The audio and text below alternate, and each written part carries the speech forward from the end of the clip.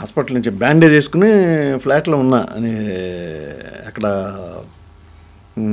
మాంబళం లలిత apartments అని apartment ఉంది, లలిత apartments ఇంకోటి ఏదో.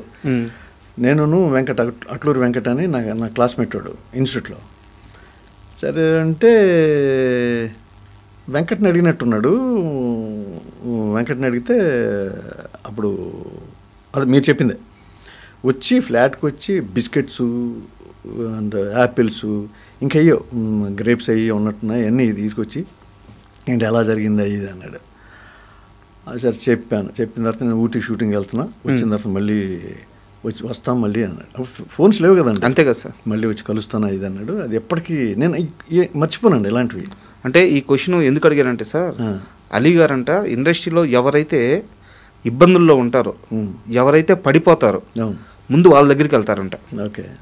అంటే మీరు ఆ ఇంటర్వ్యూలో చాలా ఎమోషనల్గా చెప్పారు, అలీ గారు ముందే చెప్పారు. ఓకే. బట్ పూరి జగన్నాథ్ గారు అచ్చా అలీతో సరదాగా దాంట్లో చెప్పారు, మీరు చెప్పారు. Okay okay. నేను అక్కడ వినే ఈ క్వశ్చన్ అడుగుతున్నాను. అచ్చా నేను మీకు ఎట్లా సపరేట్గా తెలిసిందా? లేదు, అదే ఒక ఇంటర్వ్యూలో అని చెప్పి ముందే చెప్పాను. నిజం నిజం. పూరి జగన్నాథ్ గారు ఆస్తంతా పోగొట్టుకున్న తర్వాత ఓకే ఇండస్ట్రీలో ఆయన దగ్గరికి వెళ్ళడానికి కూడా చాలా మంది భయపడుతున్న సమయం, ఈయన ఒక చిన్న లాకెట్ తీసుకెళ్ళి గోల్డే ఇది వేసుకో, నీ ఆస్తి మొత్తం మళ్ళీ వెనక్కి సంపాదిస్తావు నువ్వు అని చెప్పి ధైర్యం చెప్పారంట. దానివల్ల సంపాదించి ఉండక